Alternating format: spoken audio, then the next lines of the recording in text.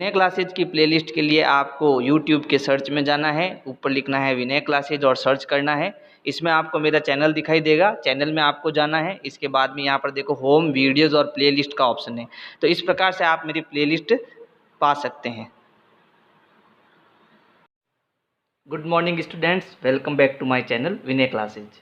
अध्याय 2, एक चर वाले रैखिक समीकरण। तो देखो, अगर आपको प्रश्नावली 2 पूरी पढ़नी है, पूरी समझनी है, एक एक प्रश्न को समझना है, ठीक है, तो इस वीडियो को देखना हमारे लिए बहुत ज़रूरी हो जाता है ना। तो यहाँ पर जो हमें समझना है वो इम्पोर्टेंट पॉइंट जो है मैंने यहाँ पर लिख दिए। कुल कितने पॉइंट है? 5 पॉइंट है। बस ये 5 पॉइंट अगर हम समझ लेंगे तो इस प्रश्नावली की सारी चीज़ें हम समझ लेंगे। सबसे इम्पोर्टेंट बात ये है कि मैंने प्रश्नावली 1 से लगाकर 3 तक की कंप्लीट वीडियोस बना दी है। अगर आपको वो वीडियोस चाहिए तो ऊपर देखो एक आई बटन आएगा, उस पर आप क्लिक करना, आप मेरी प्लेलिस्ट में चले जाओगे, है ना।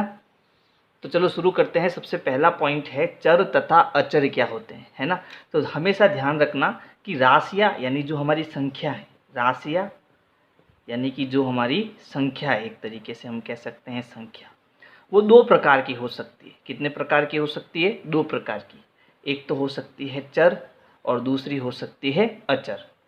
अब ये चर क्या होता है, अचर क्या होता है, इसको समझना है, ठीक है। तो चर ऐसी संख्या होती है जो हमारे पास है ही नहीं, यानी हम कह सकते हैं कि वे संख्याएं जो हमारे पास है नहीं, अज्ञात है। क्या है? अज्ञात। जिसे हमें ज्ञात करना है उसे हम कहेंगे चर, यानी हमें पता नहीं है कि वो कितनी संख्या होगी, उसे हम क्या कहेंगे? चर। जैसे मैंने आपको कहा कि मेरे पर्स में कुछ पैसे हैं। अब आप बता सकते हो कितने पैसे? नहीं बता सकते हो ना, है ना। तो इस प्रकार की राशि को हम क्या कहते हैं? चर राशि कहते हैं।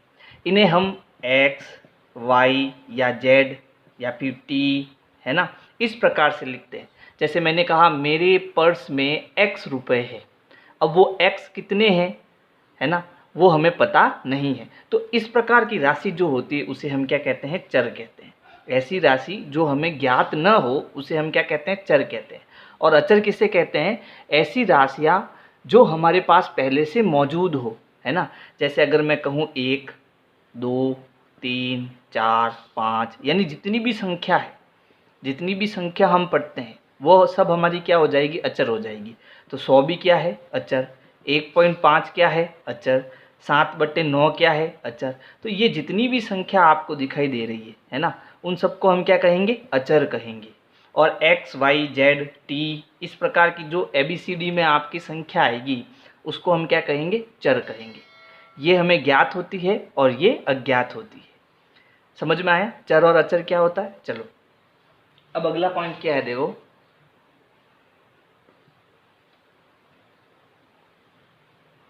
अगला पॉइंट है बीजीय व्यंजक।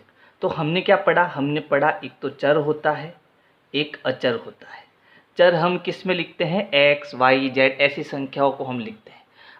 अचर आपका कोई भी संख्या हो सकती है, जैसे मैंने यहाँ पर 3 लिख दी, ठीक है। तो एक तरफ मैंने चर लिखा, दूसरी तरफ मैंने अचर लिखा। अब ये बीजीय व्यंजक क्या होता है? तो जब हम चर और अचर को जोड़, माइनस यानी घटाव, गुणा और भाग के रूप में लिखते हैं, है ना। जब हम इस चर और अचर में गणितीय संक्रिया का प्रयोग करते हैं, जैसे मैंने प्लस का प्रयोग किया, आप चाहो तो इसमें माइनस का प्रयोग कर सकते हो, आप चाहो तो इसमें गुणे का प्रयोग कर सकते हो, आप चाहो तो इसमें भाग का प्रयोग कर सकते हो। बात समझ में आई? जब मैं इन दोनों के बीच में कोई भी गणितीय संक्रिया, इस प्लस माइनस गुणा भाग को क्या कहते हैं? गणितीय संक्रिया, है ना। तो जब मैं इस चर और अचर के बीच में कोई भी गणितीय संक्रिया का प्रयोग करता हूँ, तो जब मेरे पास में एक पूरा एक ये जो पद बनता है, ये पूरा एक जो हमारे पास बनता है, इसको हम क्या कहते हैं? बीजीय व्यंजक। बात समझ में आई? तो अगर मैं कहूँ ये x+3 क्या है, तो आप कहोगे बीजीय व्यंजक। तो बीजीय व्यंजक में क्या क्या होता है? बीजीय व्यंजक में आपके एक तो चर होता है, एक अचर होता है, और उसके बीच में कोई गणितीय संक्रिया होती है। गणितीय संक्रिया, गणितीय संक्रिया क्या होती है? प्लस माइनस गुणा भाग को हम गणितीय संक्रिया कहते हैं। तो बीजीय व्यंजक क्या हो जाएगा? जब चर और अचर संख्या को गणितीय संक्रिया द्वारा समायोजित करते हैं तो उसे हम बीजीय व्यंजक कहते हैं। तो कुछ बीजीय व्यंजकों के मैं उदाहरण लिखता हूँ। जैसे मैंने कहा कि बताओ ये क्या है? X minus 6। तो आप क्या कहोगे, ये बीजीय व्यंजक है। बात समझ में आई। बीजीय व्यंजक क्यों है, क्योंकि इसमें चर भी है और अचर भी है और प्लस माइनस गुणा भाग का निशान भी है ना। अच्छा, अब x माइनस 6 का मतलब क्या होता है। x माइनस 6 का मतलब ये होता है कि हमने x में से 6 को घटाया। अब x यहाँ पर कुछ भी हो सकता है। आपने सोचा अगर x 100 है तो 100 में से हम 6 घटाएंगे, कितना मिलेगा, 94। 100 माइनस 6 बराबर कितना हो जाएगा, 94, है ना। लेकिन ये x कितना है हमें पता नहीं है, लेकिन इस x में से हम कितना घटा रहे हैं, 6 घटा रहे हैं। तो इस प्रकार के व्यंजक को हम क्या कहते हैं, बीजीय व्यंजक कहते हैं। जैसे मैंने एक उदाहरण लिया एक्स वाई प्लस 3, ठीक है। तो इसमें देखो, इसमें तो एक चर था, लेकिन इसमें दो अलग अलग चर है। इसमें कितने चर है, दो चर है, एक x है और दूसरा y है, और 3 क्या है, अचर है, ठीक है। और इन दोनों का क्या हो रहा है, जोड़ हो रहा है। तो यहाँ पर मेरे पास दो चर है जो हमें पता नहीं क्या है, और उसमें कितना जोड़ रहे हैं अपन, 3 जोड़ रहे हैं। और एक बात ध्यान रखना, जब दो चरों के बीच में कोई भी निशान नहीं होता है तो इसका मतलब गुणे का निशान होता है। किसका निशान होता है, गुणे का निशान होता है। जैसे अब इसको और समझो, और मैं बीजीय व्यंजक के उदाहरण बताता हूँ। जैसे मैंने लिखा 5x प्लस 7, ठीक है। तो इसका मतलब ये है कि ये जो हमारा चर है इससे ये 5 गुना हो रहा है। यहाँ पर कोई निशान नहीं, मतलब गुणा, यानी इस चर का 5 से गुणा हो रहा है और इसमें कितना जुड़ रहा है, 7 जुड़ रहा है। तो ये जो हमने बनाया है इसी को हम क्या कहेंगे, बीजीय व्यंजक कहेंगे। जैसे मैंने कहा कि अगर मान लो x 2 है, कितना है, x बराबर 2 है। अब मुझे पता चल गया x 2 है, ठीक है। तो मैं क्या करूँगा, यहाँ पर x की जगह एक डब्बा बना दूंगा और उसमें मुझे 7 जोड़ना है। यानी कि जो x हमारा कितना है, 2 है, वो यहाँ आ जाएगा। अब इन दोनों के बीच कोई निशान नहीं, मतलब गुणा, यानी यहाँ कितना हो जाएगा, 5 गुना 2 प्लस 7। तो जब हम इसको गुणा करेंगे तो 5 दूनी 10 और इसमें कितना जोड़ देंगे, 7 जोड़ेंगे तो कितना आएगा, 17। तो इस बीजीय व्यंजक में अगर हमारा x 2 होगा तो हमारा उत्तर कितना आएगा, 17 आएगा। तो पता चला बीजीय व्यंजक क्या होता है ना। तो बीजीय व्यंजकों के कुछ उदाहरण मैं यहाँ लिखता हूँ। अगर आपको कुछ समझ में ना आए तो आप कमेंट करना, है ना। तो यहाँ जैसे मैंने लिखा x प्लस 7, ये एक बीजीय व्यंजक है। 2x प्लस 9, ये भी एक बीजीय व्यंजक है। 5x प्लस 7, ये भी क्या है, बीजीय व्यंजक है। मैंने यहाँ लिखा 5x की घात 2 प्लस 3x प्लस 9, तो ये भी आपका क्या है, बीजीय व्यंजक है ना। x की घात 2 का मतलब होता है x गुणा x, x की घात 2 का मतलब x गुणा x। तो ये सारे आपके बीजीय व्यंजक है। और बीजीय व्यंजक में क्या क्या होता है, बीजीय व्यंजक में चर होता है, अचर होता है और प्लस माइनस इनटू भाग का निशान होता है, ठीक है। तो इसे हम बीजीय व्यंजक कहेंगे। अब समीकरण क्या होता है, देखो अब हमें ये तो समझ में आ गया कि बीजीय व्यंजक क्या होता है ना। अब जब बीजीय व्यंजकों को हम यहाँ बराबर लगाकर, क्या लगाकर, बराबर लगाकर किसी संख्या से तुलना करते हैं, किसी संख्या से तुलना करते हैं, तो हमारा वह बीजीय व्यंजक क्या बन जाता है, समीकरण बन जाता है। जैसे मैंने एक बीजीय व्यंजक लिया 5x प्लस 3 बराबर 13, ठीक है। कितना आया, 13। तो ये मेरा बीजीय व्यंजक था। यहाँ मैंने बराबर लगाया और यहाँ मैंने एक संख्या से इसकी तुलना कर दी। तुलना करने का मतलब ये है कि ये जितनी भी संख्या है ना, इसका उत्तर कितना आ रहा है, 13 आ रहा है। ये जितनी भी संख्या है उसका उत्तर कितना आ रहा है, 13 आ रहा है ना। यानी जब बराबर का निशान लग जाता है तब आपका वो बीजीय व्यंजक क्या बन जाता है, समीकरण बन जाता है। क्या बन जाता है, समीकरण बन जाता है। अच्छा, अब इसमें देखना 5x प्लस 3 बराबर 13 में हमारे पास क्या क्या चीज़ें हैं। तो देखो ये x तो आपका क्या हो गया, चर हो गया, ठीक है। ये 13 आपका क्या हो गया, अचर हो गया। और ये आपके क्या आ गया, बराबर का निशान आ गया। तो जब आपको चर भी दिखे, अचर भी दिखे, ये सब अचर है ना। तो जब चर भी दिखे, अचर भी दिखे और बराबर का निशान भी दिखे, तब आपका वो बीजीय व्यंजक क्या बन जाता है, समीकरण बन जाता है, ठीक। अच्छा, समीकरण में अब ये रेखिक समीकरण क्या होता है, इसको समझो। तो मैं यहाँ पर इसको समझाने के लिए दो समीकरण लिख रहा हूँ। अब मैं समीकरण लिख रहा हूँ, है ना, यानी बराबर वाले समीकरण लिख रहा हूँ। जैसे मैंने यहाँ लिखा 5x + 9 = 5, ठीक है, ये मैंने एक समीकरण लिखा, ये एक समीकरण हो गया। दूसरा समीकरण मैंने लिखा 5x² + 3x + 6 = 8, ये दूसरा मैंने यहाँ पर समीकरण लिखा। अब मैंने कहा इन दोनों में क्या अंतर है, तो आप तुरंत देखते ही बताओगे। यहाँ पर x यानी जो चर है उस पर कोई घात नहीं है, यहाँ पर कोई घात नहीं, मतलब एक घात होती है। यहाँ पर अगर कुछ नहीं हो तो मतलब कितनी, एक घात होती है। और यहाँ पर जो चर दिखाई दे रहा है, यहाँ पर कितनी घात है, 2 घात है, ठीक है। एक उदाहरण और लेते हैं, 6x³ + 7 = 0, ठीक है। तो एक समीकरण मैंने और लिया, लेकिन अब की बार इसमें चर में घात कितनी है, 3 है। तो जब चर की अधिकतम घात 1 होती है तो उसे हम क्या कहते हैं, रेखिक समीकरण कहते हैं। जब घात 2 होती है तो इसे हम द्विघात समीकरण कहते हैं, और जब घात 3 होती है तो इसे हम त्रिघात समीकरण कहते हैं।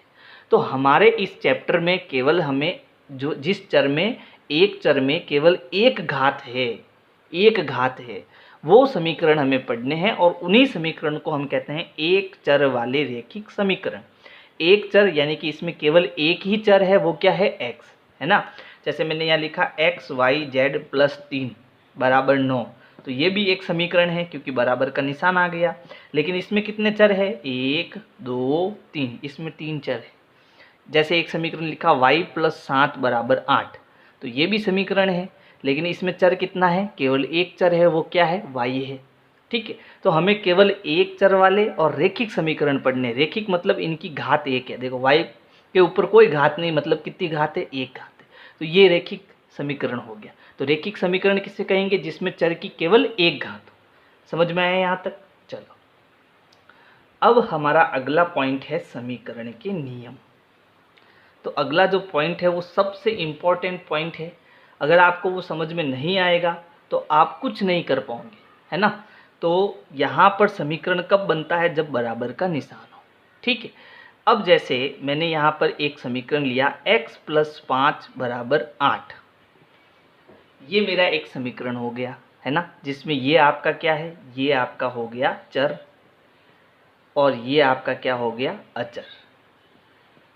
ये भी अचर है, और यहाँ पर आपके किसका निशान आ गया, बराबर का निशान आ गया। इसका मतलब ये एक समीकरण है, ठीक है। अब समीकरण के इधर और इधर दो पक्ष होते हैं। कितने पक्ष होते हैं, 2 पक्ष होते हैं। तो समीकरण के इधर वाले पक्ष को हम कहते हैं दायां पक्ष। क्या कहते हैं, दायां पक्ष।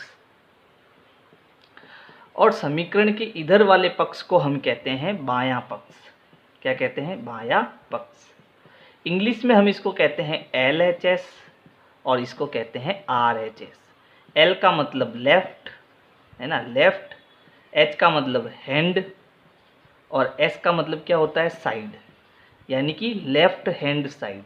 R का मतलब होता है राइट, H का मतलब होता है हैंड, और S का मतलब होता है साइड। यानी 2 साइड होती है, एक तो लेफ्ट हैंड साइड और दूसरी राइट हैंड साइड। अब मैंने ये क्यों बताया, क्योंकि हमें समीकरण को हल करना आना चाहिए। तो वो कैसे होगा, देखो। तो समीकरण के मैं कुछ नियम बता रहा हूँ, वो आपको याद रखने। सबसे पहला नियम ये होता है कि अगर लेफ्ट हैंड साइड में यानी LHS में और इधर RHS में, अगर LHS में इधर कोई संख्या प्लस की है तो हमें उधर भेजना है, लेकिन जब हम इस संख्या को उधर भेजेंगे तो वो माइनस की हो जाएगी। इसको समझो। जैसे मेरे पास ये एक समीकरण है, x + 5 = 8। आप बताओ यहाँ पर मैं x कितना रखूँ कि उसमें 5 जोड़ने पर मुझे 8 मिल जाए। सोचो, यहाँ x में कितना रखूँ कि उसमें 5 जोड़ने पर मुझे 8 मिल जाए। आया ना दिमाग में? आप कहोगे सर 3 रखो यहाँ पे, तो 3 और 5 कितना आया, 8। लेकिन मैंने कहा अब इसको ज्ञात करो, x को क्या करो, ज्ञात करो। अब वो कैसे करेंगे, तो अब देखो यहाँ हमें ये नियम लगाना पड़ेगा। कैसे, कि जिसे हमें ज्ञात करना है उसको LHS में रखना है। जिसे हमें ज्ञात करना है उसको LHS में रखना है। किसे ज्ञात करना है, x को, यानी ये यहीं रहेगा। बाकी जो भी बच गया उसको उधर भेज दो, यानी इसको किक मार के बराबर के उधर भेज दो। ये हमारे काम का नहीं है, तो x हमारा यही रहेगा, ये प्लस का 5 जो है हमें उधर भेजना है। लेकिन नियम क्या है कि अगर कोई प्लस की संख्या है और वो बराबर के इधर हम भेजेंगे तो वो माइनस की हो जाएगी, यानी x बराबर 8, ये दोनों तो अपनी जगह पर रहेंगे, ये प्लस का 5 यहाँ से उठाकर हमें उधर लाना है। ठीक है, तो जब ये इधर से लाकर हम इधर लाएंगे तो बाकी तो सब अपनी जगह पर है, ये प्लस का 5 इधर आएगा तो वो क्या हो जाएगा, माइनस का 5 हो जाएगा। अब हमें क्या करना है, 8 में से 5 को घटाना है, कितना आ गया 3। तो हमारा उत्तर देखो 3 ही था। मैंने कहा x में कितना जोड़ेंगे 8 आ जाएगा, तो आपने कहा था 3, तो हमारा उत्तर भी कितना आ गया 3। तो पहला रूल्स आपको समझ में आया। पहला रूल्स क्या है, अगर कोई संख्या प्लस की है तो आप उधर भेज दो, वो कैसी हो जाएगी, माइनस की हो जाएगी। दूसरा नियम इसका उल्टा है, जैसे कोई संख्या माइनस की है तो उसको बराबर के इधर भेजेंगे तो वो क्या हो जाएगी, प्लस की हो जाएगी। अब इसको समझो, जैसे मैंने कहा x माइनस 8 बराबर 2। ठीक है, यानी ये हमारी एक समीकरण है। इसमें मैंने कहा x ऐसी कौन सी संख्या हो सकती है जिसमें से 8 घटाने पर 2 आ जाएगा। तो आप तुरंत दिमाग लगाओगे और कहोगे सर 10 में से 8 घटा दो, आपको 2 मिल जाएगा। लेकिन मैंने कहा इसको तो आपको नियम से करना है। तो अब क्या करेंगे कि जिसको हमें ज्ञात करना है वो तो बराबर के इधर ही रहेगा, तो अब -8 को हम क्या करेंगे, उधर भेजेंगे। नियम क्या था कि अगर कोई संख्या माइनस की है तो वो बराबर की इधर आके कैसी हो जाएगी, प्लस हो जाएगी। तो x और 2 ये दोनों तो अपनी जगह पर है, ये माइनस का 8 उधर जाके क्या हो जाएगा, प्लस का 8। तो x बराबर इन दोनों को जोड़ो, कितना हो गया 10। तो आया उत्तर 10। x हमें यहाँ पर कितना लेना पड़ेगा, 10 लेना पड़ेगा। ऐसे हमें समीकरण को क्या करना है, सरल करना है। एक नियम और है, 4 नियम है टोटल। जैसे मैंने कहा तीसरा, अगर कोई संख्या गुणे में है, किस में है, गुणे में, तो जब हम गुणे वाली संख्या को उधर भेजेंगे तो वो किस में आ जाएगी, भाग में। और भाग को हम कहते हैं बट्टा। क्या कहते हैं, बट्टा। किस में आ जाएगी, बट्टे में नीचे आ जाएगी। ठीक है, जैसे मैंने कहा कि एक उदाहरण लेते हैं, 5x बराबर यहाँ पर हम ले लेते हैं 25। ठीक है, 5x, इन दोनों के बीच कोई निशान नहीं, इसका मतलब गुणे का निशान है। अब ये संख्या गुणे में है, मैंने कहा कि ये 5 जो x के साथ गुणे में है, तो यहाँ x का हम कौन सी संख्या ले जो 5 से गुणा होकर 25 हो जाए। तो आप कहोगे सर 5 × 5 25 होता है, यानी यहाँ x कितना आएगा, 5 आएगा। लेकिन मैंने कहा इसको सरल करो, तो अब ये संख्या 5 जो है वो किस में है, गुणे में। और हमें क्या ज्ञात करना है, x ज्ञात करना है। तो x बराबर 25 तो अपनी जगह पर है ना। ठीक है, अब इस 5 को हमें इधर भेजना है, तो गुणे में भाग में आ जाएगी। भाग का मतलब बट्टा, यानी बट्टा नीचे 5 आ जाएगा। 25/5 का मतलब होता है 25 में 5 का भाग देना। कितनी बार जाएगा, 5 बार जाएगा। तो हमारा उत्तर आ गया x बराबर 5। समझ में आ रहा है ना। तो कोई संख्या अगर गुणे में है तो वो इधर आके किस में आ जाएगी, बट्टे में आ जाएगी। और अंतिम नियम, कोई संख्या अगर भाग में है, ठीक है, किस में है, भाग में, तो या बट्टे में है, तो वो इधर आके किस में आ जाएगी, गुणे में आ जाएगी। जैसे मैंने एक संख्या ली 5x/5 बराबर 6। ठीक है, तो मैंने कहा यहाँ x कितना होना चाहिए जिसमें 5 का भाग देने पर 6 आ जाए। तो आप कहोगे सर 30 होना चाहिए, 5 छंग 30 होता है। ठीक है, लेकिन हमें उत्तर ज्ञात करना है, तो हम क्या करेंगे, x बराबर 6, ये दोनों तो अपनी जगह पर, इस 5 को हम इधर भेजेंगे। अब ये बट्टे में नीचे है, भाग में है, तो इसको किस में भेजेंगे, गुणे में। तो अब ये इधर आएगा तो गुणे में 5 आ जाएगा। तो x बराबर कितना आएगा, 30। आया उत्तर x बराबर 30। तो इस प्रकार से ये आपके 4 नियम जब तक दिमाग में सेट नहीं होंगे आपको कुछ भी समझ में आने वाला नहीं है। अब मैंने चैप्टर 1 से 3 तक की सारी वीडियोस बना ली है, तो आप प्लेलिस्ट में जाकर वो सारी वीडियोस देखो। और आपको ये वीडियो कैसी लगी इस पर आप अपने कमेंट ज़रूर करें। और वीडियो अच्छा लगा तो लाइक करो, अपने दोस्तों को शेयर करो और चैनल को सब्सक्राइब करो। Thank you.